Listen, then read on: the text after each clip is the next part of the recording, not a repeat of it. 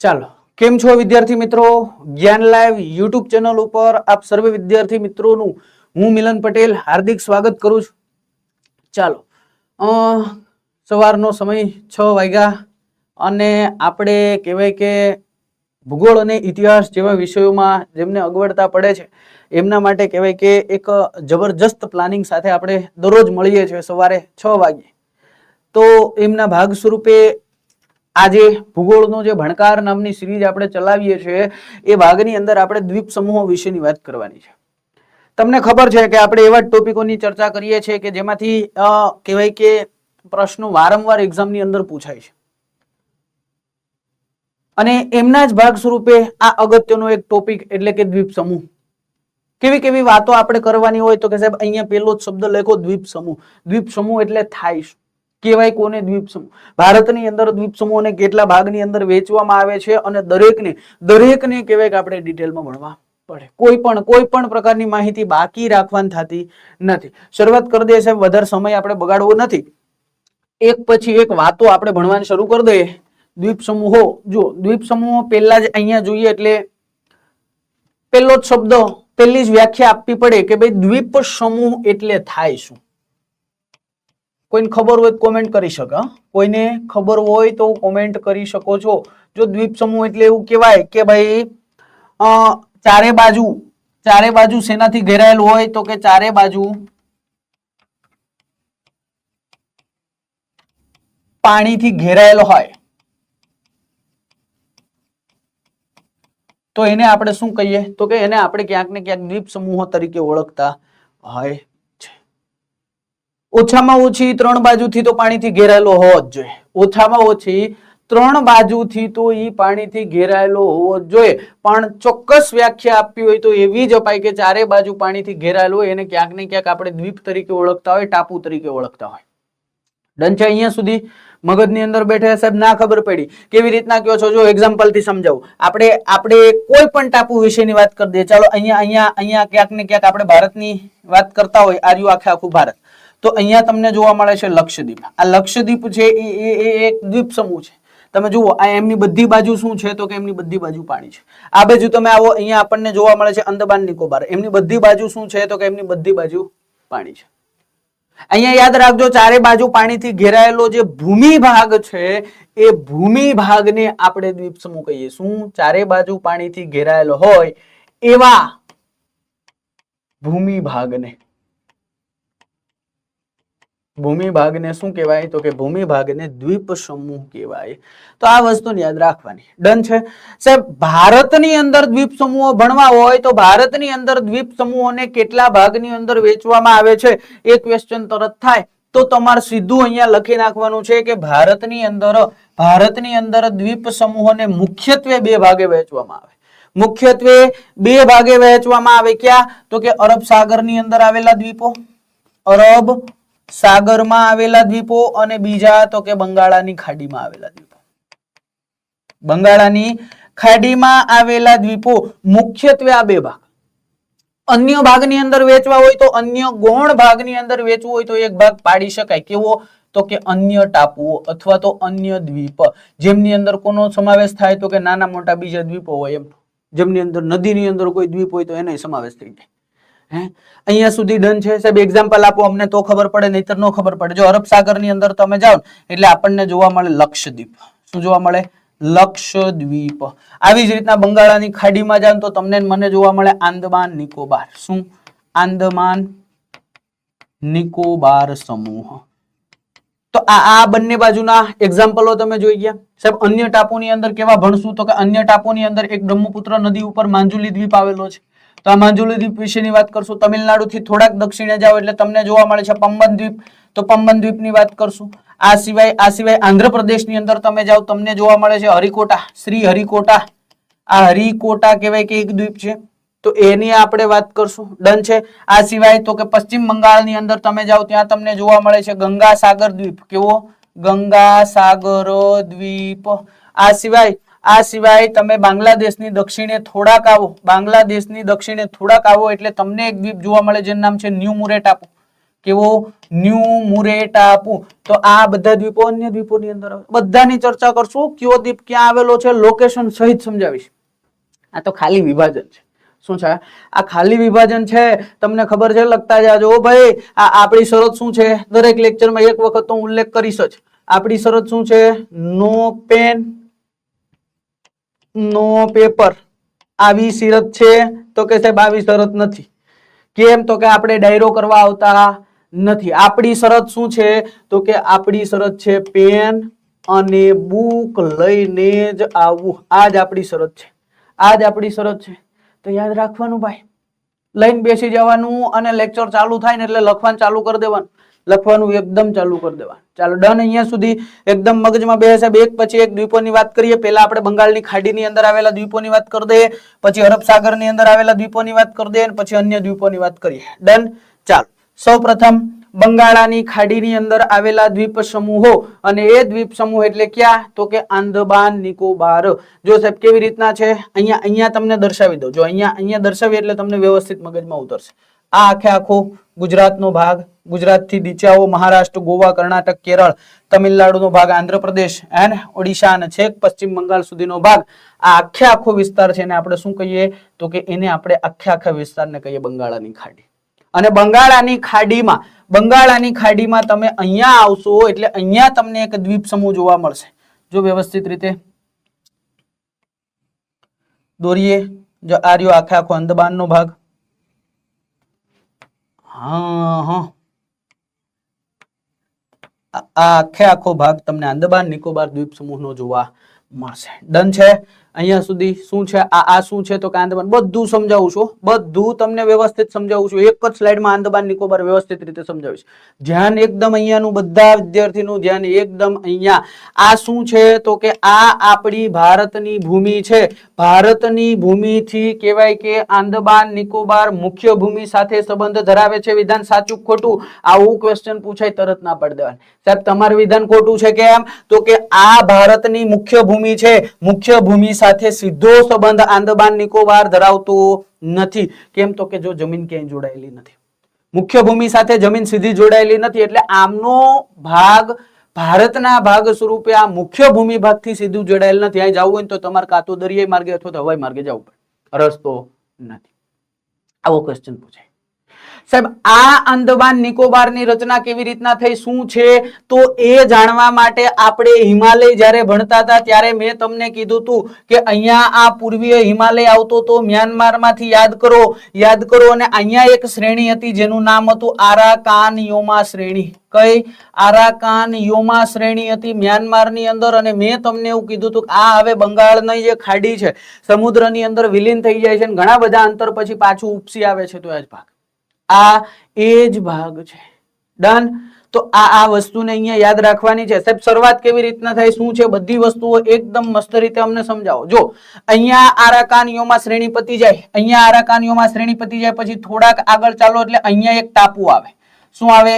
અહીંયા એક ટાપુ આવે. ટાપુનું નામ પૂછે યાદ રાખવાનું, એનું નામ છે કોક્કો ટાપુ. કેવો? કોક્કો ટાપુ. આ કોક્કો ટાપુ થી આગળ વધશો એટલે અહીંયા તમને એક દ્વીપ જોવા મળશે. શું જોવા મળશે? અહીંયા એક બીજો દ્વીપ જોવા મળશે જેનું નામ છે લેન્ડફોલ દ્વીપ. કેવો? લેન્ડફોલ દ્વીપ. આ લેન્ડફોલ દ્વીપ ક્વેશ્ચનમાં પૂછાઈ જાય. કેવી રીતના પૂછાય? તો કે ક્વેશ્ચન ની અંદર સીધું જ પૂછાઈ જાય. આંદમાન નિકોબારનો સૌથી ઉત્તરનો ટાપુ કયો છે? તો સૌથી ઉત્તરનો ટાપુ આ લેન્ડફોલ દ્વીપ છે. ડન. બેસે મગજમાં એકદમ. અહીંયા ખાસ યાદ રાખજો ભાઈ, બધી વસ્તુ તમને સમજાવીશ. એક પછી એક બધી વસ્તુ જોતી જવાની છે. આંદમાન નિકોબાર આ શબ્દ એ મલય ભાષાનો શબ્દ છે. કઈ ભાષાનો? મલય ભાષાનો શબ્દ છે. યાદ રાખજો. આંદમાન નિકોબારની શરૂઆત ક્યાંથી થાય અને એ પૂરો ક્યાં થાય? તો કે દક્ષિણમાં તમે આવશો એટલે અહીંયા રેખાંશની વાત કરીએ તો આ જે આંદમાન નિકોબાર છે એ આંદમાન નિકોબાર 6 અંશ અને 45 મિનિટ ઉત્તર અક્ષાંશથી શરૂ થાય અને છેક ક્યાં સુધી ફેલાયેલો છે? તો કે ભાઈ આ જે આંદામાન નિકોબાર છે એ આંદામાન નિકોબાર 13 અંશ અને 45 મિનિટ ઉત્તર અક્ષાંશ સુધી ફેલાયેલો છે. તો આ વસ્તુને યાદ રાખવાની. આ વસ્તુને યાદ રાખવાની. કોઈ પૂછે કે આમનું ક્ષેત્રફળ કેટલું છે તો યાદ રાખજો 83,000 ચોરસ કિલોમીટરની અંદર આ આંદામાન નિકોબાર ફેલાયેલો છે. 83,000 ચોરસ કિલોમીટર, થોડો નહીં. અને અહીંયા થોડા દ્વીપ નથી ભાઈ, યાદ રાખજો અહીંયા અલગ અલગ 573 જેટલા ટાપુઓ આવેલા છે, થોડા નથી. કેટલા ટાપુઓ આવેલા છે? 573 જેટલા ટાપુઓ અહીંયા આવેલા છે. ખાસ મગજની અંદર ઉતારી દેજો. તમને ચાલો મારે એક ક્વેશ્ચન પૂછો, જવાબ આપજો કોમેન્ટની અંદર. વિશ્વમાં સૌથી વધુ ટાપુ ધરાવતો દેશ કયો છે? આ પહેલો ક્વેશ્ચન. અને બીજો, વિશ્વનો સૌથી મોટો ટાપુ કયો છે? આ બંને ક્વેશ્ચનના જવાબ તમારે કોમેન્ટમાં દેવા છે. આ બંને ક્વેશ્ચનના જવાબ તમારે કોમેન્ટમાં આપી દેવા છે. આ વસ્તુ અહીંયા યાદ રાખવાની, બરાબર? અહીંયા 573 જેટલા ટાપુઓ છે એટલે તમને તરત જ ક્વેશ્ચન થશે સાહેબ અહીંયા કોઈ વ્યક્તિઓ રહે તો યાદ રાખજો અહીંયા 573 ટાપુઓ પૈકીના એવા 13 ટાપુઓ છે. કેટલા? 13 ટાપુઓ છે કે જ્યાં વસ્તી વસવાટ કરે છે. પણ આ જે વસ્તી વસવાટ કરે છે એમને આધુનિક માનવ સાથે કશાય લેવા દેવા છે નહીં. કેમ? તો કે એ એમની પોતાની સંસ્કૃતિ, પોતાના રીત રિવાજો પ્રમાણે અલગથી જીવન જીવે છે. અહીંયા આ લોકો જે ટાપુ ઉપર વસવાટ કરે છે ત્યાં જવાની પણ મનાય છે, કાયદાકીય ગુનો બને તો ત્યાં જવું નહીં, બરાબર છે? કેમ કે એ લોકો આપણાથી બીવે છે, હે ને? એ એવું માને છે કે ક્યાંક ને ક્યાંક આપણી સંસ્કૃતિ આ લોકો હણી નાખશે ભાઈ, એટલે ત્યાં પહોંચવા જ નથી દેતા કોઈને. ત્યાં જાવ નહીં, પેલા જે કહેવાય દરિયામાં તીર આવે આમથી છમ કરતું ઉડન છું કરી નાખે, બરોબર? એટલે ત્યાં જવાનો પ્રયત્ન કરવો નહીં. અને આમે નથી જવા દેતા ભાઈ, કાયદાકીય કહેવાય કે એ તમારા વિરુદ્ધ પ્રોસેસ થઈ શકે જો તમે ત્યાં જાવ તો, એટલે જવું નહીં, બરાબર? તો આ વસ્તુને યાદ રાખવાની. આ ઉપરનો જે ભાગ છે આખો એને આપણે આંદામાન કહીએ છીએ, અને નીચેનો જે ભાગ છે એને આપણે નિકોબાર કહીએ છીએ. ઉપરનો જે ભાગ છે એને આપણે આંદામાન કહીએ અને નીચેનો ભાગ છે એને આપણે નિકોબાર તરીકે ઓળખીએ. તો અહીંયા યાદ રાખજો આંદામાન અને નિકોબાર ની અંદર આંદામાનને ફરીથી 3 ભાગની અંદર વહેંચવામાં આવે. ઉત્તર આંદામાન, મધ્ય આંદામાન અને દક્ષિણ આંદામાન.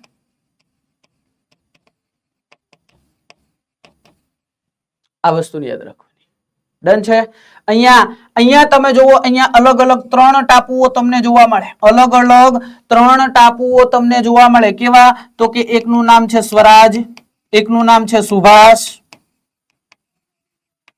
અને એકનું નામ છે શહીદ ટાપુ. આ 3 ટાપુઓ તમને અહીંયા જોવા મળે છે, જેનું જૂનું નામ કંઈક અલગ છે. જેનું જૂનું નામ કંઈક અલગ છે ભાઈ, યાદ રાખજો. સ્વરાજ ટાપુ, જેનું જૂનું નામ યાદ રાખજો રોસ આઇલેન્ડ હતું. શું હતું? રોસ આઇલેન્ડ હતું. આ આમનું નામ હેવલોક હતું. શહીદ ને પેલા નીલ આઇલેન્ડ તરીકે ઓળખતા, પણ કહેવાય કે અહીંયા 2018 માં કોણ ગયું ખબર? 2018 માં નમો નરેન્દ્ર દામોદરદાસ મોદી સાહેબ અહીંયા ગયા અને નામ શું કર્યું તો કે ચેન્જ કરી નાખો. આવા ઇંગ્લિશ નામ ન હોય ભાઈ, અને આપણા ક્રાંતિકારીઓના નામ રાખો. તો એ દ્રષ્ટિએ નામ બદલી નાખ્યા, આપણા માટે સારી વાત છે. ડન છે સાહેબ? આ આંદામાનને આપણે 3 ભાગની અંદર વેચી દીધું. આ 3 ભાગની અંદર વેચ્યું, એમની વિશેષતા કઈ ખરી? તો કે હા, ઘણી બધી વિશેષતા છે. અહીંયા તમે આવો એટલે અહીંયા તમને એક શિખર જોવા મળે. શિખર જોવા મળે, પૂછે તો યાદ રાખજો એમનું નામ છે સેડલ પીક. શેડલ પીક નામનું શિખર તમને અહીંયા જોવા મળે છે. ખાસ યાદ રાખજો, આંદામાનનું સમગ્ર આંદામાનનો સૌથી ઊંચાઈ વાળો ભાગ છે. કેવો છે? સૌથી ઊંચાઈ વાળો ભાગ તમને આ જણાય છે. તો આ વસ્તુને યાદ રાખવાની. આ જ જગ્યાએ ઉત્તર આંદામાનની આ ધરાથી તમે આ બાજુ 80 કિલોમીટર જેટલા ચાલો. કેટલા? 80 કિલોમીટર જેટલા ચાલો એટલે તમને અહીંયા 2 જ્વાળામુખી પર્વત જોવા મળે. એકનું નામ છે નારકોંડમ અને બીજાનું નામ છે બેરોન. નારકોંડમ તમને ખ્યાલ છે કેવો જ્વાળામુખી છે? તો કે ભાઈ આ સુષુપ્ત અવસ્થાનો જ્વાળામુખી છે, નિષ્ક્રિય જ્વાળામુખી છે. અને બેરન કેવો છે? તો કે સક્રિય જ્વાળામુખી છે. કેવો છે? સક્રિય જ્વાળામુખી છે. સમગ્ર ભારતનો એકમાત્ર સક્રિય જ્વાળામુખી જો કોઈ હોય તો એ કયો છે? તો કે આ બેરન છે. આ વસ્તુને અહીંયા યાદ રાખવાની. આ વસ્તુને અહીંયા મગજની અંદર યાદ રાખવાની છે. સાહેબ બીજી કોઈ વિશેષતા? અરે ઘણી બધી વિશેષતા છે ભલા માણસ, જેટલી લખો એટલી ઓછી છે. મધ્ય આંદામાનની અંદર આવો એટલે અહીંયા તમને 2 નેશનલ પાર્ક જોવા મળે. કેટલા? 2 નેશનલ પાર્ક જોવા મળે છે. શું નામ છે? શું નામ છે? તો કે એકનું નામ છે મહાત્મા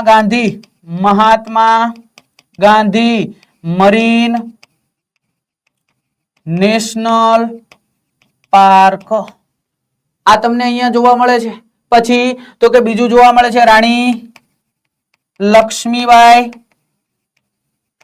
મરીન નેશનલ પાર્ક. એ પણ તમને આ મધ્ય આંદામાનની અંદર જોવા મળે છે. સાહેબ બીજી કોઈ વિશેષતા? અરે ભાઈ ઘણી બધી વિશેષતા છે, યાદ રાખશો ને એટલી ઓછી પડશે. જો અહીંયા તમે દક્ષિણ આંદામાનમાં આવશો ને, દક્ષિણ આંદામાનની અંદર, એટલે અહીંયા તમને દક્ષિણ આંદામાનની અંદર સમગ્ર આંદામાન નિકોબારની રાજધાની જોવા મળશે. જેનું નામ શું છે? તો કે જેનું નામ છે શ્રી વિજયપુરમ. શું નામ છે? શ્રી વિજયપુરમ. જૂનું નામ પૂછે તો જૂનું નામ શું હતું? તો કે જૂનું નામ હતું સાહેબ પોર્ટ બ્લેયર. શું હતું? Port Blair. પોર્ટ બ્લેયર જૂનું નામ છે. નવું નામ શું છે? તો કે શ્રી વિજયપુરમ. આપણે તો નવું જ યાદ રાખવાનું. જૂનું યાદ રાખવાનું કાંઈ એટલે કાંઈ જરૂર છે નહીં. ચાલ ડન છે. અહીંયા સુધી મગજની અંદર બેઠે એકદમ. અહીંયા તમને એક શિખર જોવા મળે ભાઈ, દક્ષિણ આંદામાનની અંદર એક શિખર જોવા મળે ભાઈ. શિખરનું નામ પૂછે તો યાદ રાખજો માઉન્ટ થુલિયર. કેવું? માઉન્ટ થુલિયર. ઊંચાઈ પૂછે તો યાદ રાખજો, વધારે બહુ નથી, 462 મીટરની ઊંચાઈ ધરાવતું માઉન્ટ થુલિયર નામનું શિખર તમને દક્ષિણ આંદામાનની અંદર જોવા મળે છે. બેઠે બસ આટલી વસ્તુઓ તમારે યાદ રાખવાની છે. અહીંયા થોડાક દક્ષિણમાં હજી આવશો એટલે દક્ષિણની અંદર તમને આ જે ટાપુ જોવા મળે છે, આ ટાપુ, એમને આપણે શું કહીએ છીએ? તો એને કહીએ છીએ આપણે લિટલ આંદામાન. શું કહીએ છીએ? લિટલ આંદામાન. તો આ વસ્તુને પણ યાદ રાખવાની. સાથે સાથે ત્રણ જેટલા અલગ અલગ બીજા ટાપુઓ, સ્વરાજ, સુભાષ અને શહીદ, આ યાદ ના રહે તો ચાલશે. એનું કારણ છે કે હવે આમનું નામ શું છે? તો કે હવે નામનું નામ સ્વરાજ, સુભાષ અને શહીદ છે. ડન. તો આ વસ્તુ મગજમાં બેસાડવાની, એકદમ મગજની અંદર બેઠાડવાની. સાહેબ બીજી કોઈ વિશેષતા ખરી? અરે વિશેષતા તો હોય ને. હજી તો આંદામાનની વાત કરી. આવો નિકોબારની અંદર. આવો ક્યાં? તો કે આવી જાવ નિકોબાર દ્વીપ સમૂહની અંદર. આ નિકોબાર દ્વીપ સમૂહની અંદર તમે આવશો એટલે આ નિકોબાર દ્વીપ સમૂહની અંદર 3 ભાગ પડશે. અહીંયા તમને જોવા મળશે કાર નિકોબાર. અહીંયા જોવા મળશે તમને લિટલ નિકોબાર. અહીંયા તમને જોવા મળશે ગ્રેટ નિકોબાર. આ 3 ભાગ તમને અહીંયા જોવા મળે. ખાસ મગજની અંદર ઉતાર દેવાનું. એક્ઝામની અંદર વારંવાર પૂછાય ભાઈ, વારંવાર એટલા માટે પૂછાય કે અહીંયા આંદામાન અને નિકોબાર દ્વીપ સમૂહને અલગ કરતી એક લાઈન આપણને જોવા મળે. અને એ લાઈન એટલે કઈ? તો કે જો આ રહી જો આખી લાઈન તમે જુઓ છો, એ લાઈન એટલે કઈ છે? તો કે એને સાહેબ અમે કહીએ છીએ 10 ડિગ્રી ચેનલ. કેવી ચેનલ? 10 degree channel. આ 10 ડિગ્રી ચેનલ એટલે બીજું કઈ નહીં, 10 ડિગ્રી ઉત્તર અક્ષાંશ. આ કોને અલગ કરે? તો યાદ રાખજો લિટલ આંદામાન અને કાર નિકોબાર ને અલગ કરે. કોને? લિટલ આંદામાન અને કાર નિકોબાર ને આ અલગ કરે છે. ડન. એકદમ ડન. મગજની અંદર બેસે. બસ આ જ વસ્તુને યાદ રાખવાની છે. બીજી કોઈ વસ્તુ યાદ રાખવાની? હા યાદ રાખવાની. તમે જુઓ આ આખું ભારત અહીંયાથી શરૂ થાય ને અહીંયા પૂરું થાય, પણ આ એ છે તો ભારતનો જ ભાગ ને, કેન્દ્ર શાસિત પ્રદેશ છે. માયનું કે મુખ્ય ભૂમિ સાથે સંબંધ નથી ધરાવતો, પણ છે તો ભારતનો જ ભાગ. અને એટલા જ માટે અહીંયા આપણને એક સ્થળ જોવા મળે ભાઈ. અહીંયા આપણને ભારતનું દક્ષિણતમ બિંદુ જોવા મળે. અને એ દક્ષિણતમ બિંદુ એટલે કયું? તો કે દક્ષિણતમ બિંદુ એટલે એને આપણે ક્યાં નામથી ઓળખીએ છીએ? તો કે એને કહીએ છીએ સાહેબ ઇન્દિરા પોઈન્ટ. શું કહીએ? ઇન્દિરા પોઈન્ટ. જળમગ્ન થઈ ગયો છે. કેવું થઈ ગયું છે? આ દરિયાની અંદર વિલીન થઈ ગયું છે. પણ તમને પૂછે કે ઇન્દિરા પોઈન્ટ કે પછી પિગમિલિયન પોઈન્ટ? પિગમિલિયન પોઈન્ટ તો બધું એક જ છે ભાઈ, બધું એક જ છે. તમને પૂછે પાર્સેક પોઈન્ટ તો એ જ છે. પિગમિલિયન પોઈન્ટ પૂછે, ઇન્દિરા પોઈન્ટ પૂછે, પાર્સેક પોઈન્ટ પૂછે, બધું એક જ, બધું એક. બાર બેઠે મગજમાં? તો આટલી વસ્તુને અહીંયા યાદ રાખવાની છે. બીજી કોઈ વસ્તુ અમારે યાદ રાખવાની એ રાખવાની જ હોય ને ભલા માણસ. જો અહીંયા તમે આવશો ને દક્ષિણની અંદર, અહીંયા તમે આવશો ને એટલે આ જે જોવા મળે ને આ તમને જોવા મળે શું ખબર? આ છે સુમાત્રા. શું છે? સુમાત્રા. તમને એવું પૂછે કે ભાઈ નિકોબાર અને સુમાત્રાને કોણ અલગ કરે? કોણ અલગ કરે? તો યાદ રાખજો એમને અલગ કરે છે 6 ડિગ્રી ચેનલ. કઈ? 6 ડિગ્રી ચેનલ એટલે કે ઉત્તર અક્ષાંશ. સુમાત્રા અને ગ્રેટ નિકોબાર ને કોણ અલગ કરે છે? તો એ 6 ડિગ્રી ચેનલ અલગ કરે છે. આટલી વસ્તુ ડન પડી. 6 ડિગ્રી ચેનલ, 10 ડિગ્રી ચેનલ. સાહેબ બીજી કોઈ ડિગ્રી ચેનલ અમારે યાદ રાખવાની જ હોય ને ભાઈ, રાખવાની જ હોય. કઈ? તો કે આવી જાવ, અહીંયા આવી જાવ. જો હાઇલાઇટર થી દર્શાવી દઉં, અહીંયા આવી જાવ. આ કોકો ટાપુ અહીંયા હતો સાહેબ, આ કોકો ટાપુ અહીંયા હતો. આ લેન્ડફોલ દ્વીપ અહીંયા હતો, આ હતો સાહેબ. આ જે કોકો ટાપુ થી દક્ષિણેથી કે જ્યાંથી આંદમાન નિકોબાર ની શરૂઆત થાય છે એ શરૂઆતની જે ચેનલ છે એ ચેનલ ને આપણે ક્યાં નામથી ઓળખીએ છીએ? તો કે એને કહીએ છીએ આપણે કોકો ચેનલ. કેવી? Coco channel. મતલબ આંદમાન અને નિકોબાર દ્વીપ સમૂહ બાબતે તમારે કેટલી ચેનલો ધ્યાનમાં રાખવાની? 6 ડિગ્રી સાથે સાથે તો કે ભાઈ અહીંયા 10 ડિગ્રી અને ત્યાર પછી તો કે કોકો ચેનલ. બેઠે મગજમાં? આટલી વસ્તુ યાદ રાખવાની, મગજની અંદર વ્યવસ્થિત રીતે ઉતાર દેવાની છે. ચાલો આગળ વધીએ. વ્યવસ્થિત રીતે પહેલા આટલી વસ્તુ જોઈ લ્યો, પછી હજી ડેટા છે હજી તમને આગળ લખાવું છું. આગળ હજી ડેટા બીજો લખાવું. ચાલો 100%.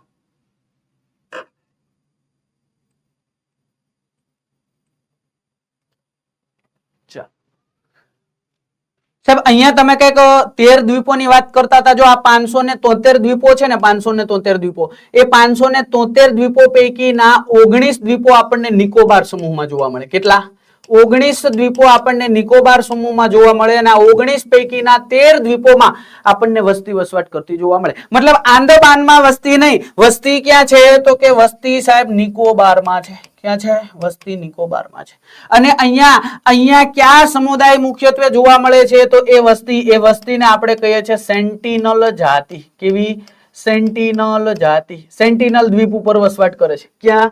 સેન્ટિનલ દ્વીપ ઉપર મુખ્યત્વે વસવાટ કરે છે. સેન્ટિનલ જાતિ તરીકે આપણે એને ઓળખીએ છીએ. સાહેબ અહીંયા જે રહેતા હશે એ લોકોનો મુખ્ય વ્યવસાય શું? તો કે મુખ્ય વ્યવસાય અહીંયા તમે અને હું બંને કહી શકીએ, બધી બાજુ દરિયો છે તો એમનો મુખ્ય વ્યવસાય સાહેબ માછીમારી હોય કે ન હોય? સાહેબ માછીમારી જ હોય. મુખ્ય વ્યવસાય શું હોય? તો કે માછીમારી હોય. પણ સાહેબ આ લોકો કૃષિ કરે કે ન કરે? સાહેબ કૃષિ કરે. કૃષિ કરે પણ કેવી કૃષિ કરે? તો યાદ રાખવાનું અહીંયા નાળિયેર થાય. શું થાય? નાળિયેર થાય. બાકી બીજી કોઈ વસ્તુ કરાય નહીં. આજુબાજુ દરિયો હોય, ખારો પાટ હોય ભાઈ, એ તમે સમજી શકો, હું સમજી શકું. ખારો પાટ હોય તો નાળિયેર થાય. બાકી બીજું વાવવા જાવ ને ઉત્પાદન ન આવે અને કહેવાય કે કવિ આમાં નુકસાનીમાં જાય. હા, ગાડી પાટે ચડતી હોય ચડે નહીં, ઉતરી જાય. એટલે યાદ રાખવાનું નાળિયેર વવાય, બાકી બીજા કઈ અખતરા કરાય નહીં. બેઠે આટલી વસ્તુ મગજમાં? હા, બસ તો આટલી વસ્તુ તમારે અહીંયા મગજમાં બેઠાડી દેવાની છે. આ કોની વાત છે? આ આખે આંદમાન અને નિકોબાર દ્વીપ સમૂહની વાત છે. જો આમાં કઈ ઘટે હવે નો ઘટે સાહેબ, પૂરું થઈ ગયું. હવે આટલું યાદ રહી ને ગાભા કાઢી નાખવાનું, તમારે કાંઈ કરવાનું નહીં. પૂરું થઈ ગયું ભાઈ. મજા આવી હોય તો એક થંબનેલ આપી દેજો. મજા આવી હોય ને એક થંબનેલ તમારે દઈ દેવાનું છે. ન સાહેબ અમને કાંઈક નવું જાણવા મળ્યું અને આ સિરીઝ અમારા માટે ક્યાંક ઉપયોગી થશે એ 100% તમને વિશ્વાસ આવતો હોય તો એક થંબનેલ આપી દેજો. બરાબર? ચાલો, તો આંદમાન નિકોબાર વિશે આટલી વસ્તુઓ તમારા મગજમાં ઉતારવાની છે. વ્યવસ્થિત રીતે જોઈ લ્યો, પછી પાછા આગળ વધીએ. અને આગળ વધશું એટલે કોની બાજુ હવે પ્રયાણ કરશું? તો કે હવે લક્ષદ્વીપ બાજુ પ્રયાણ કરશું. પણ આંદમાન નિકોબાર ની અંદર તમારે એક વસ્તુને અહીંયા ભૂલવી યોગ્ય ગણાશે નહીં. શું વસ્તુ? તો કે જો અહીંયા દક્ષિણ આંદમાનમાં તમે આવશો ને ભલા માણસ, આ દક્ષિણ આંદમાન ની અંદર હું તમને અહીંયા લખીને દઉં, એક જેલ આવેલી છે. સાહેબ આ નો ભૂલાય. શું કામ નો ભૂલાય? તો કે એ જેલનું નામ છે વીર સાવરકર જેલ. અહીંયા તમને એક એરપોર્ટ પણ આવેલું જોવા મળે છે, જેનું નામ એ શું છે તો કે વીર સાવરકર ઇન્ટરનેશનલ એરપોર્ટ.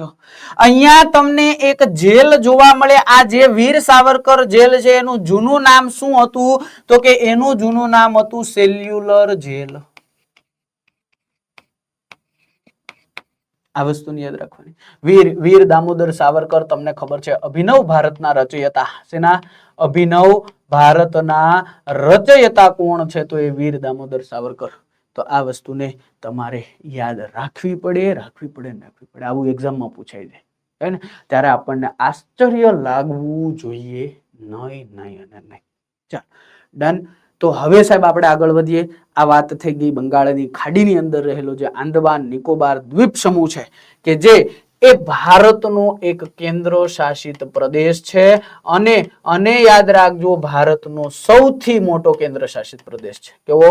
વિસ્તારની દ્રષ્ટિએ સૌથી મોટો કેન્દ્ર શાસિત પ્રદેશ છે. તમને પૂછે કે આંદમાન નિકોબારનો વહીવટ કઈ અદાલત ની અંતર્ગત આવે તો યાદ રાખજો કોલકાતા હાઈકોર્ટ અંતર્ગત આવે. કોની અંતર્ગત? કોલકાતા હાઈકોર્ટ અંતર્ગત કહેવાય કે આમની દેખરેખ થાય છે. તો આ વસ્તુને પણ તમારે યાદ રાખવી પડે. ચાલ તો અહીંયા સુધી મગજમાં બેસાડી દેજો. હવે પાછા આગળ વધીએ છીએ અને બીજા દ્વીપ તરફ જઈએ છીએ. ત્યારે બીજો દ્વીપ કયો આવશે તો કે સાહેબ હવે બીજો દ્વીપ લક્ષદ્વીપ આવશે. કયો આવશે? લક્ષદ્વીપ આવશે. પેલી બંગાળની ખાડીની વાત કરી, પેલી સાઈડ હતી. હવે આ સાઈડની વાત કરવાની. તો આવી જાવ, આ સાઈડ લઈ લેજો. જો અહીંયા તમે આવશો એટલે આ આખે આખું ગુજરાત. આ સાહેબ 100% આ અમારું ગુજરાત છે અને આ આખે આખું કહેવાય કે દક્ષિણનો ભાગ. ડન. અહીંયા આપણને જોવા મળે છે આ દ્વીપ સમૂહ આખે આખો. જો આર્યો આખે આખો દ્વીપ સમૂહ.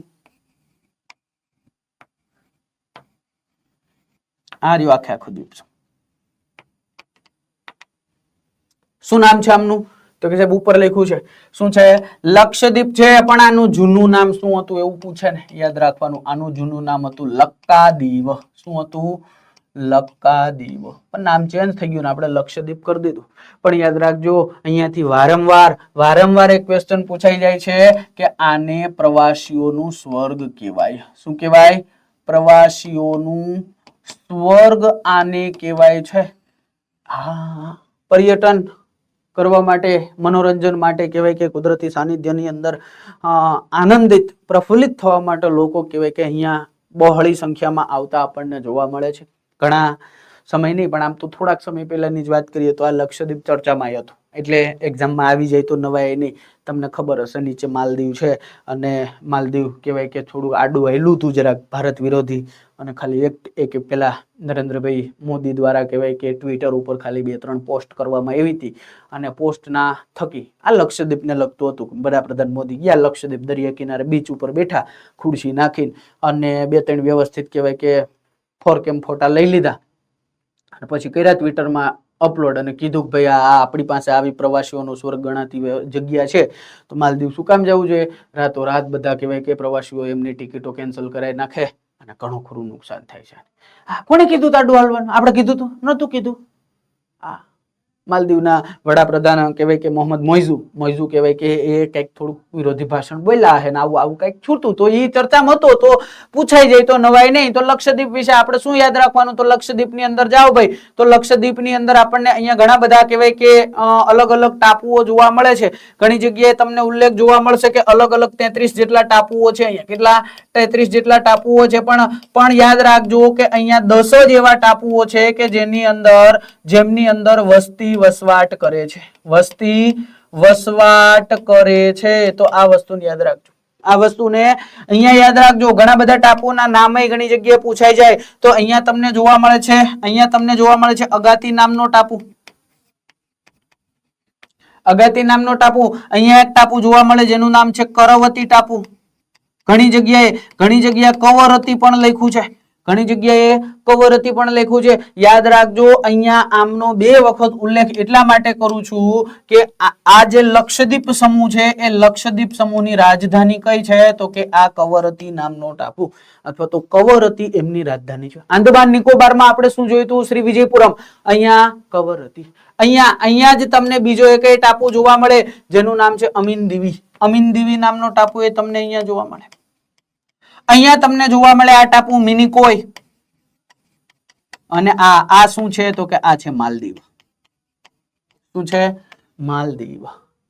આ તો તમને ખબર જ હશે, નામ તો સાંભળ્યું જ હશે. અહીંયા ખાસ યાદ રાખજો કે ભાઈ માલદીવ અને મિનિકોયને અલગ કરતી એક લાઈન તમારા મગજની અંદર યાદ રાખવાની છે ભાઈ.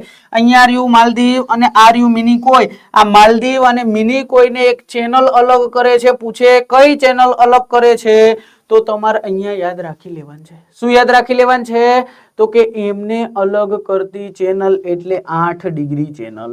કઈ ચેનલ? 8 degree channel.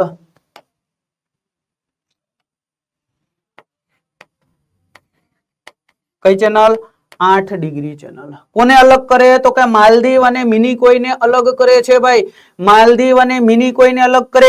એનાથી ઉપર થોડાક આવશો એટલે જો અહીંયા આવશો ને, આ મિનિકોય છે અને મિનિકોય અને એમની ઉપરનો મુખ્ય લક્ષદ્વીપનો જે ભાગ છે એમને કોણ અલગ કરે છે તો એમને 9 ડિગ્રી ચેનલ અલગ કરે. કોણ અલગ કરે?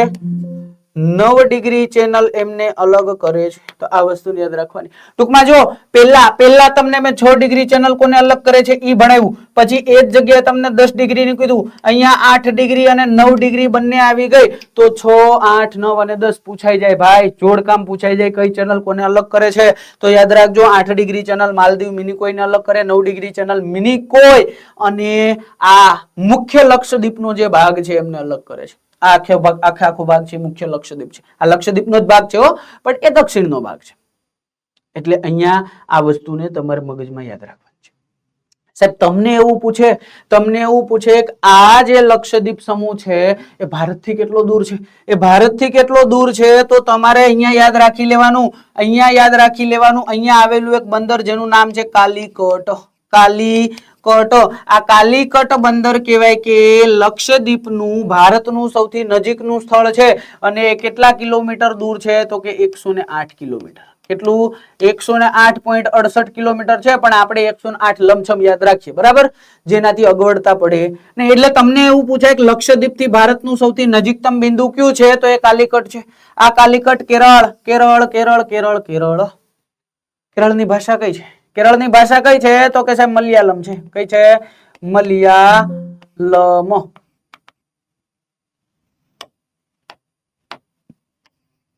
કઈ ભાષા છે તો કે ભાઈ કેરળની ભાષા એટલે મલયાલમ.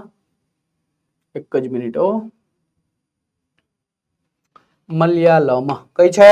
કેરળની ભાષા એટલે મલયાલમ. અહીંયા સાહેબ તમે કીધું 10 ટાપુઓ ઉપર વસ્તી વસવાટ કરે છે તો એ વસ્તી કઈ છે તો યાદ રાખજો એ બધી વસ્તીઓ કેરળથી કહેવાય કે સ્થાનાંતરિત થયેલી છે. કેવી છે?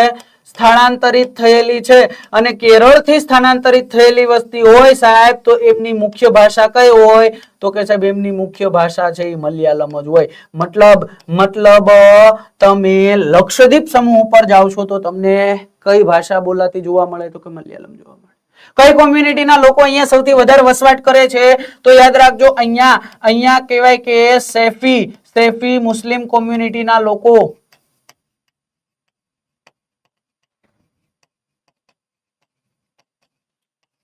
વસવાટ કરે છે. તમને એવું પૂછાય કે આ જે લક્ષદ્વીપ સમૂહ છે સાહેબ, તમે આંદામાન નિકોબારમાં તો કીધું હતું કે હિમાલયનું કહેવાય ઓલું થયું પાછું ઉપર આવ્યું ને એ કાંઈક બધું છે, પણ આ લક્ષદ્વીપનું અમને કયો આ શેનો બનેલો છે તો યાદ રાખજો આ પરવાળાના ખરાબાનો બનેલો છે. શેનો? પરવાળાના ખરાબાનો બનેલો છે સાહેબ. ના ખબર પડી શું કીધું તો યાદ રાખજો આ પરવાળા બીજું કઈ નથી. આ પરવાળા સામુદ્રિક જીવ છે. સામુદ્રિક જીવ છે વિદ્યાર્થી મિત્રો, ખાસ યાદ રાખજો. આ પોતે સમૂહની અંદર વસવાટ કરે, સમૂહમાં વસવાટ કરે. આમનું આયુષ્ય બહુ એટલું બધું ના હોય, ઓછું હોય. ટૂંક સમયમાં આ મૃત્યુ પામે અને મૃત્યુ પામે ને એટલે બધા કહેવાય કે સમુદ્રના તળિયે જમા થાય અને ઉપર ધીમે ધીમે થર જામતો જાય ને એક સમય એવો આવે કે આ થર આખે આખો આપણને ઉપર દેખાય. આ આખે આખો ઉપર દેખાય ભૌતિક પરિબળોના કારણે નક્કર બને અને નક્કર બને ઈ જ તો આ ખાસ યાદ રાખજો. આ જે પરવાળા છે ને, પરવાળા એમને જીવવા માટે પ્રકાશ જોઈએ. અને પ્રકાશ સમુદ્રની અંદર 200 મીટર થી વધારે ઊંડો જઈ શકે નહીં. 200 મીટર થી વધારે ઊંડો જઈ શકે નહીં. એટલે પરવાળા તમને સમુદ્રમાં કેટલી ઊંડાઈએ જોવા મળે? તો કે 200 મીટરની ઊંડાઈ સુધી જોવા મળે. એથી પછી ના જોવા મળે. પછી જીવિત ના આંકે ક્યાં જોવા મળે ભાઈ? જીવિત ના આંકે તો ક્યાંથી જોવા મળે? તો આ વસ્તુને અહીંયા મગજમાં ઉતાર દેવાની. શેના બનેલા છે? તો કે ભાઈ પરવાળાના ખરાબાના બનેલા છે. આ પરવાળા હોય ને, પરવાળા, એમની અંદર તમને એક લીલય જોવા મળે, જેને કહેવાય છે મેન્ઝોથેનિક. મેન્ઝોથેનિક નામની લીલ કહેવાય કે તમને આમાં જોવા મળે. એમના બંધારણની અંદર હોય. શેમાં? એમના બંધારણની અંદર હોય. તો આટલી વસ્તુને તમારે અહીંયા લક્ષદ્વીપ સમૂહ વિશે યાદ રાખવાની છે. બોલો, યાદ રહી જાય? સાહેબ કશું અઘરું નહીં, કશું અઘરું નહીં. અમને ક્યાં કઈ અઘરું લાગે છે? અને તમે એક સ્લાઇડ ની અંદર બધું ભણાવો ને અમને એકદમ મગજની અંદર બેઠે. જો તમે અહીંયા જોયું આખું કહેવાય કે લક્ષદ્વીપ, અહીંયા તમે જોયું આખું આંદામાન નિકોબાર. આ એ સાહેબ ડન. અને જો હવે પછી આ એ ડન. આ ડન થઈ જાય એટલે હવે સાહેબ આપણે આગળ વાત કરાય કે ન કરાય? સાહેબ 100% આગળ વાત કરાય. અને આગળ વાત કરવા માટે આપણે કોની વાત કરશું? તો કે ભારતના અન્ય જે ટાપુઓ છે એ અન્ય ટાપુઓની વાત કરશું. ભારતના અન્ય ટાપુઓની અંદર મેં તમને કીધું હતું કે ઘણા બધા અલગ અલગ ટાપુઓના નામ લખીને દીધા હતા. અને એ ટાપુઓની અંદર આપણે સૌપ્રથમ કોની વાત કરીએ? તો કે જો પેલા અહીંયા હું તમને નકશો દોરી દઉં. આ આખું ગુજરાત છે. આ સાહેબ ગુજરાત, મહારાષ્ટ્ર, ગોવા, કર્ણાટક, કેરળ, આ નીચે તમિલનાડુ ક્યાંક આ બધું આવે તો હે. હા સાહેબ, આવું અમે ક્યાંક જોયું તો છે, આવું ક્યાંક જોયું તો છે. તો આ આખું છે. બસ આપણે આટલી જ જરૂર છે. આપણે આટલી જ જરૂર છે. હવે અહીંયા આવી જાઓ. અહીંયા એટલે ક્યાં આવી જાઓ? તો કે દક્ષિણમાં આવી જાઓ. જો અહીંયા તમને એક તમિલનાડુના ભાગ સ્વરૂપે અહીંયા એક ટાપુ જોવા મળે, જેનું નામ છે પંબન દ્વીપ. કેવો? પંબન દ્વીપ. આ પંબન દ્વીપ થી તમે આગળ આવો એટલે અહીંયા તમને કહેવાય કે એક દરિયાની અંદર એક બ્રિજ જોવા મળે. આ બ્રિજ નું નામ શું છે તમને ખબર છે? આ બ્રિજ નું નામ છે, આ બ્રિજ નું નામ હું તો રામ સેતુ જ કહીશ. તમારે કેવું હોય તો તમે એડમ્સ બ્રિજ પણ કહેજો. એડમ્સ બ્રિજ પણ તમે કહેશો, પણ હું તો રામ સેતુ જ કહીશ. બરાબર? ચાલ, પછી તમે આગળ વધશો એટલે આ જે કઈ ભાગ છે, આ ભાગ એટલે કયો? તો કે આ આખો ભાગ જે છે એને આપણે કહીએ છીએ મન્નારનો અખાત. શું કહીએ છીએ? મન્નારનો અખાત. અને અહીંયા શું છે? તો કે આ આખું લંકુ છે. શું છે? લંકુ છે. લંકુ બોલે તો શ્રીલંકુ છે ભાઈ. એને મૂળ તો કહેવાય કે આપણે આમની સાથે સારા સંબંધ છે એટલે આપણે થોડુંક એમને પ્રેમથી લંકુ કહી શકીએ. બરાબર? આમાં કાંઈ વાંધો હોવો જોઈએ. એને કાંઈ વાંધો નથી તો તમને ન હોવો જોઈએ ભાઈ ન હોવો જોઈએ. પણ અહીંયા વાત કોની થાય? તો કે વાત સાહેબ આમની થાય. કોની? પંબન દ્વીપની. ક્યાં આવેલો છે? તો કે તમિલનાડુમાં. ક્યાં? તમિલનાડુની અંદર આવેલો છે પંબન દ્વીપ. આ પંબન દ્વીપ ઉપર જ આપણને 12 જ્યોતિર્લિંગમાંનું એક અને 4 ધામ પૈકીનું એક તીર્થ એટલે કે રામેશ્વરમ જોવા મળે છે. આ રામેશ્વરમ ક્યાં આવેલું છે? તો એ પંબન દ્વીપ ઉપર આવેલું છે. એ ભાઈ તમે નામ સાંભળ્યું હશે, સર એપીજે અબ્દુલ કલામ. તો અબ્દુલ કલામની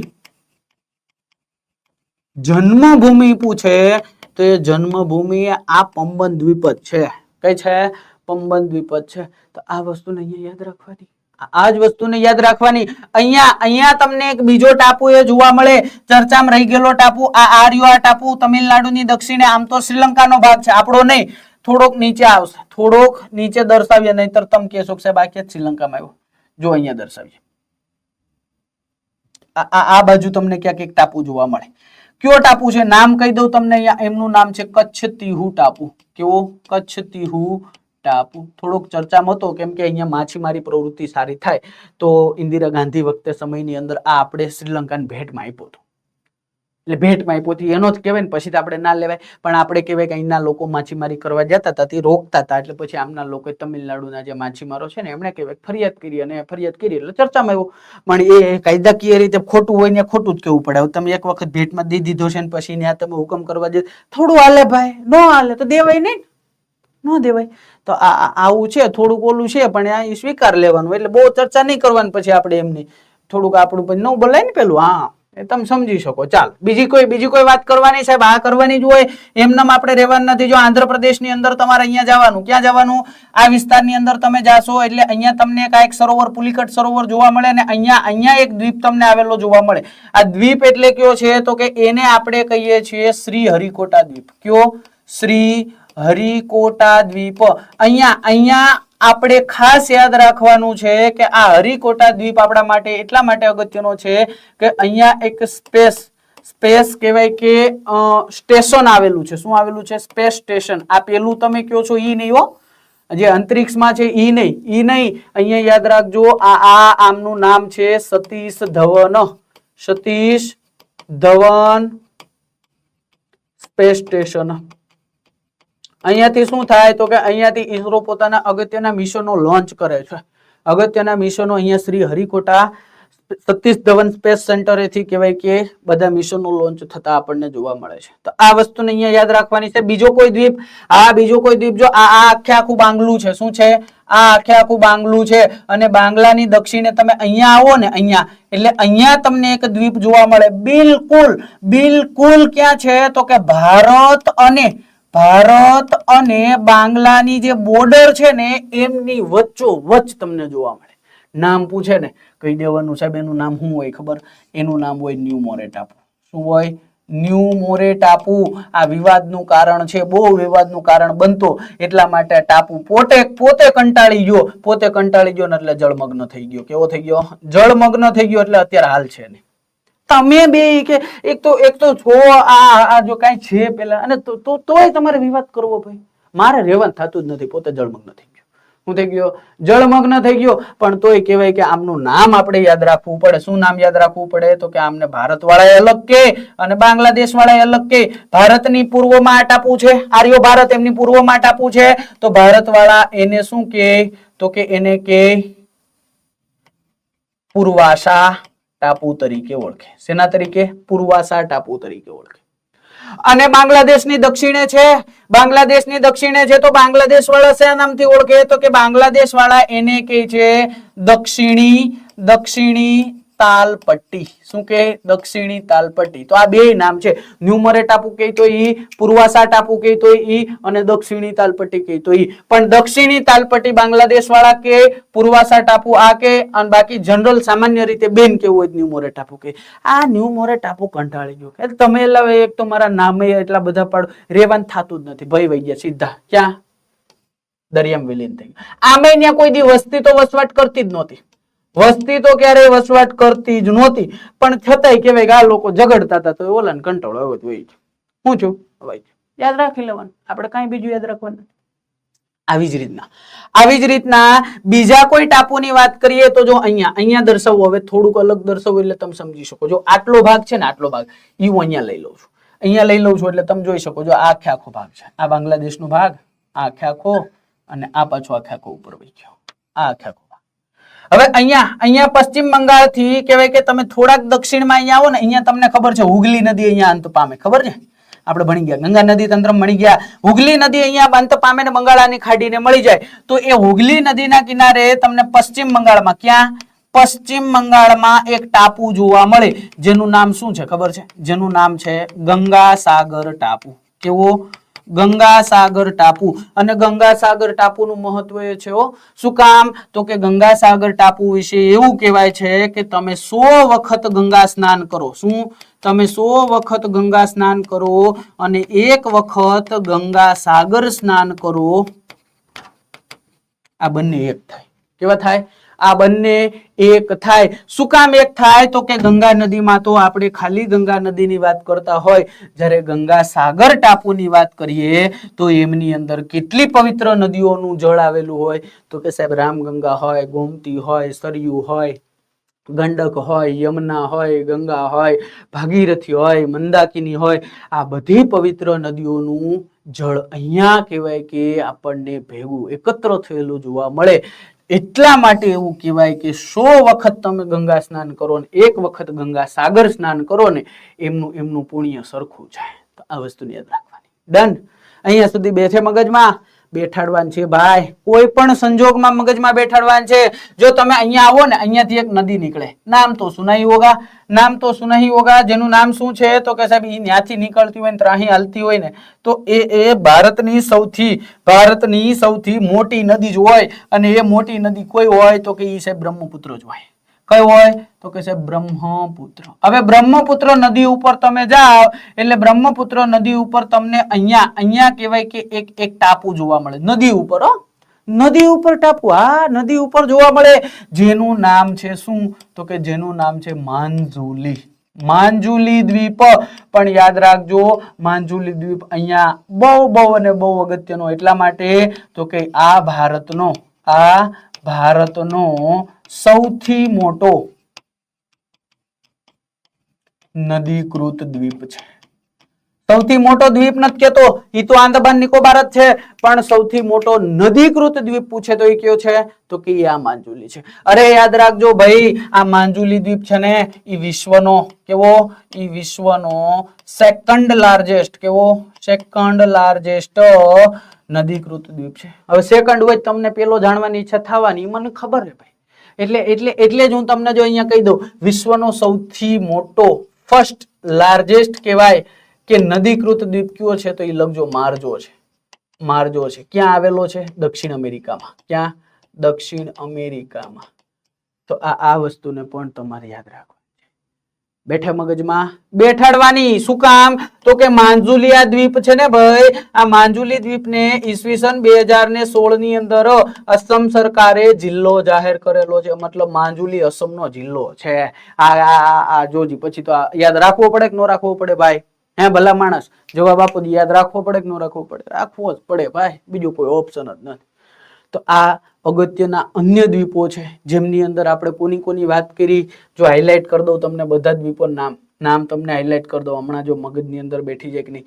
આર્યો પંબન દ્વીપ કયો છે? આર્યો પંબન દ્વીપ. આર્યો કચ્છતીહુ ટાપુ. અહીંયા રહ્યો શ્રી હરિકોટા ટાપુ. સાહેબ બીજો કોઈ ટાપુ? અહીંયા રહ્યો આ ન્યુમોરે ટાપુ. જો અહીંયા રહ્યો આર્યો ન્યુમોરે ટાપુ.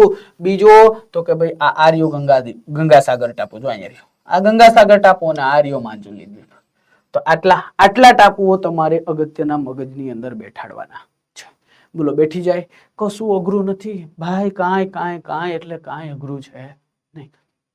મુખ્યત્વે આટલા દ્વીપોને, આટલા ટાપુ સમૂહોને તમારે યાદ રાખવા પડે એટલે પછી ક્યાંય તમને વાંધો આવે નહીં. વ્યવસ્થિત રીતે એક વખત જોઈ લ્યો, પછી આપણે પાછા આગળ વધીએ છીએ, કંઈક બીજી ચર્ચાઓ કરીએ છીએ. બરાબર છે?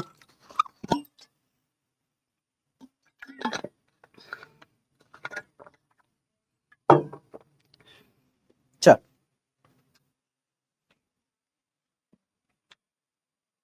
આંદામાન નિકોબાર, લક્ષદ્વીપ અને બીજા અન્ય ટાપુઓ જોયા. અહીંયાથી હવે આ જે કંઈ તમે ભણ્યા એમાંથી એક્ઝામમાં કેવા ક્વેશ્ચનો પૂછાઈ શકે એમની થોડીક ઝલક આપણે જોઈએ. કેમ કે તમે જે 3 સ્લાઇડ ભણ્યા છો, જો તમને બતાવું વ્યવસ્થિત. જો અહીંયાથી તમારે કાઢવા હોય ને એટલા ક્વેશ્ચનો આ સ્લાઇડમાંથી નીકળે. બરાબર? પછી તો કે અહીંયાથી આ માપ 12 ક્વેશ્ચન નીકળે અને સાથે સાથે અહીંયાથી નહીં સાહેબ જોઈએ ને એટલા ક્વેશ્ચન નીકળે. પણ એવા ક્વેશ્ચનો કે જે એક્ઝામની અંદર પૂછાઈ શકે એમનો થોડોક ઓવરવ્યુ કે જેના થકી તમને ખબર પડે કે અમે સાહેબ જે ભણ્યા ને એ ક્યાંક ને ક્યાંક અમને ઉપયોગી સાબિત થવા જેવો વિશ્વાસ આવે એવા હેતુથી આપણે ક્યાંક ને ક્યાંક 10 ક્વેશ્ચન જોઈએ છે. અને એ 10 ક્વેશ્ચનની અંદર ખાસ યાદ રાખજો તમારો જવાબ કેમ દેવાનો છે. તો કે ભાઈ અહીંયા તમારો જવાબ દેવાનો છે કેવી રીતના, તો કે જો વિડીયોને પોઝ કરી દેજો. તમારે જવાબ દેવાનો છે. પહેલાનો આન્સર એ આવતું હોય તો એ, બી આવતું હોય તો બી, સી આવતું હોય તો સી અને ડી આવતું હોય તો ડી. પોતાની ઉપર કહેવાય કે વિશ્વાસ રાખજો ભાઈ, એને મન પડે એમ જવાબ નહીં. અહીંયાથી હું જવાબ બધાનો આપીશ જ, પણ યાદ રાખજો તમારે વિડીયો પોઝ કરી અને પહેલા જવાબ દઈ દેવાનો છે, પછી પાછ ચાલુ કરવાનો, કમેન્ટની અંદર આપી દેવાનું, જેના થકી મારે એ નથી જાણવું તમને યાદ રહે નથી રહેતું. બસ એટલું કરશો ને એટલે તમને કહેવાય કે વિશ્વાસ આવશે તમારા ઉપર, અને એ વિશ્વાસ કહેવાય કે તમને એક્ઝામની અંદર બહુ કામ લાગશે. અહીંયા કદાચ ખોટું પડે ચાલે, એક્ઝામની અંદર પડવું જોઈએ નહીં. ચાલો, પહેલો ક્વેશ્ચન શું છે? નીચેનામાંથી કયું ભારતના પશ્ચિમ કિનારે આવેલું દ્વીપ સમૂહ છે? એ ભાઈ પશ્ચિમ કિનારે આવેલું લક્ષદ્વીપ સમૂહ હોય ને કેમ ખબર પડે? જો આ નાનકડું અમથું ભારત, નાનકડું અમથું આ પૂર્વ, આમ જાઓ એટલે પશ્ચિમ થી પૂર્વ થાય તો આ પશ્ચિમ, આ પૂર્વ, અહીં લક્ષદ્વીપ છે. પૂરું થઈ ગયું સાહેબ, ખાલી થોડીક બુદ્ધિ ચલાવવાની છે. ચાલો, લક્ષદ્વીપ દ્વીપ સમૂહ કયા પ્રકારના ટાપુઓનો બનેલો છે? જ્વાળામુખી ટાપુ, પરવાળાના ટાપુઓ, નદીના ટાપુઓ કે ખડકાળ ટાપુઓ? હવે લક્ષદ્વીપની વાત હતી, મેં તમને કીધું તું દરિયાઈ જીવ. આ દરિયાઈ જીવ ક્યાં હતા? તો કે દરિયાઈ જીવ હતા પરવાળાના ટાપુઓ. પરવાળાઓ. મેં તમને કીધું ને કે ભાઈ તાપમાનની જરૂર પડે, પ્રકાશની જરૂર પડે, 200 મીટરની ઊંડાઈ સુધી હોય. મેક્ઝોથિલિન નામની લીલ કહેવાય કે એમના બંધારણની અંદર હોય, તો એ આ પરવાળાના ટાપુઓ છે. ચાલો, કયા ચેનલ દ્વારા આંદામાન અને નિકોબાર ટાપુઓ અલગ પડે છે? અલગ ભણાવી દીધું છે. આંદામાન અને નિકોબાર 10 ડિગ્રીએ ભણાવી દીધું, 9 ડિગ્રીએ ભણાવી દીધું, 8 ડિગ્રીએ ભણાવી દીધું, અને 6 ડિગ્રીએ ભણાવી દીધું, અને કોકો ચેનલ ભણાવી દીધી. કોકો ચેનલ ભણાવી દીધી ભાઈ, કાંઈ બાકી રહેવું જ ન જોઈએ. બરોબર ને? હા, સહમત હોય તો થંબનેલ આપી દેજો. બરાબર ને? લક્ષદ્વીપમાં કુલ કેટલા ટાપુઓ આવેલા છે? લક્ષદ્વીપની અંદર 10, 25, 36 અને 50. તો અહીંયા કેટલા ટાપુઓ આવેલા છે? સાહેબ 36 ટાપુઓ આવેલા છે, અને 36 પૈકી 10 ટાપુઓ ઉપર માનવ વસ્તી વસવાટ કરે છે. તો આ વસ્તુને યાદ રાખવાની. ડન છે? ચાલો, મિનિકોય ટાપુ કયા દ્વીપ સમૂહનો ભાગ છે? ભાઈ જો હવે પેલું થાય, મેં તમને 9 ડિગ્રી ચેનલ જ ભણાવી હતી. મિનિકોય અને મુખ્ય લક્ષદ્વીપને અલગ કરતી હતી, તો એ જવાબ આવી ગયો ભાઈ. 6થા નંબરનો ક્વેશ્ચન. ચાલો, ભારતમાં કયો ટાપુ અવકાશ સંશોધન માટે પ્રખ્યાત છે ભાઈ? કે જ્યાં સતીશ ધવન સ્પેસ સેન્ટર આવેલું છે. આપી દો જવાબ. પોર્ટ બ્લેયર, હરિકોટા, લક્ષદ્વીપ કે પછી બેરન ટાપુ? સાહેબ અમને ખબર જ હોય, સ્પેસ સ્ટેશન આવે ને આંધ્રપ્રદેશનો વાત આવતી હોય એટલે આજ આવે સાયન્સ ટેકનોલોજીની અંદર અમે બહુ ભણીએ, હે ને? ચાલો, પમ્બન ટાપુ કયા રાજ્યની અંદર સ્થિત છે? પમ્બન ટાપુ કેરળ, તમિલનાડુ, કર્ણાટક, આંધ્રપ્રદેશ. આપણે કઈક આવી રચના કરી હતી. મેં તમને કીધું હતું કે અહીંયા પમ્બન ટાપુ છે, રામેશ્વરમ ને એપીજે અબ્દુલ કલામની જન્મભૂમિ. તો એ તમિલનાડુ. કયો છે? તમિલનાડુ. ચાલો, આગળ વધીએ. કયા ટાપુને બંગાળની ખાડીનું રતન કહેવાય? હાલો, આ નથી ભણ્યા તમે, આપો જવાબ. હાલ, બંગાળાની ખાડીનું રતન કહેવાય. બંગાળાની ખાડી એ ભાઈ આંધ્રપ્રદેશની અંદર જોઈન્ટ થયેલું સુંદરબન્સ નહીં, સુંદરવન. આ ડેલ્ટા પ્રદેશ છે ભાઈ, આનું કાંઈ કામ નથી. અહીંયા આંદામાન નિકોબાર બંગાળની ખાડીમાં છે સાહેબ, બંગાળની ખાડીમાં છે. અને આ તો સાહેબ પશ્ચિમ બંગાળમાં હુગલી નદીના કિનારે. તો આ એક જ આવ્યો જવાબ. આમાં નો કદાચ ભણ્યા હોય ને તો એ ખ્યાલ આવી જાય. સૌથી મોટું છે, ખ્યાલ આવી જ જાય ને ભાઈ. ચાલો, ગંગાસાગર ટાપુ કયા રાજ્યમાં છે? હમણાં જ ખબર પડી તમને, મેં છેલ્લે એ જ ભણાવ્યો. તો એ કયો આવશે? પશ્ચિમ બંગાળ આવશે, હુગલી નદીના કિનારે. ચાલો, 10મા નંબરનો ક્વેશ્ચન. ભારતના સૌથી મોટા વસવાટવાળા નદી ટાપુનું નામ શું છે? શ્રીરંગમ ટાપુ, માજુલી ટાપુ, ભાવનગર ટાપુ અને ગંગાસાગર ટાપુ. ના આવે સાહેબ. માજુલી જ આવે. ક્યાં આવે? તો કે અસમની અંદર આવે ને 2016માં અમને જિલ્લો જાહેર કર્યો. બરાબર? તો આટલી વસ્તુ તમારે યાદ રાખવાની છે. બોલો, બેઠે મગજમાં? હા બસ સાહેબ, અમને મગજમાં બેસે છે. બસ આપણે આ જ જોઈએ, આપણે બાકી બીજું કાંઈ જોતું નથી. તો આ જે કંઈ આપણું સેશન છે મસ્ત મજાનું, કે જેમની અંદર તમને દ્વીપ સમૂહો વિશેની સંપૂર્ણ અતઃથી લઈ અને ઇતિ સુધીની ઊંડાણપૂર્વકની માહિતી અહીંયા તમને મળી ગઈ છે. હવે તમારે શું કરવાનું છે? તો કે તમે બધી વસ્તુ બુકમાં લખી છે. આપણી કહેવાય કે શરત છે એટલે તમે લખી જશે, આ હું માની લઉં છું. બરાબર છે? તો એ લખેલી વસ્તુને આજે તમે વ્યવસ્થિત રીતે ભણ્યા છો એવું હોય તો આવતીકાલે એમનું પાછું રિવિઝન કરી લેજો. પાછું 3 દિવસ પછી પાછું રિવિઝન કરશો અને 7 દિવસ પછી પાછું રિવિઝન કરજો. હું એમ નથી કહેતો કે લેક્ચર જોઈને જ રિવિઝન કરો. હવે તમારી પાસે નોટ છે ભાઈ, નોટમાંથી જ રિવિઝન કરો. લેક્ચર જોવાની જરૂર નહીં. લેક્ચર જોવાની જરૂર નહીં, નોટમાંથી રિવિઝન કરો, તમારો બેસ્ટ થઈ જશે. કાંઈ બાકી રહેશે નહીં. આવા જ ફરીથી કહેવાય કે અવનવા અગત્યના ટોપિક સાથે પાછા મળશું. આજે આ દ્વીપ સમૂહ વિશેની તમામ ચર્ચાઓ કર્યા પછી કહેવાય કે ફરીથી આજ ભૂગોળના ભણકારની સિરીઝના ભાગ સ્વરૂપે આપણે નવા ટોપિકથી મળશું. ત્યાં સુધી જોતા રહો, જોડાયેલા રહો. જય હિન્દ, જય ભારત.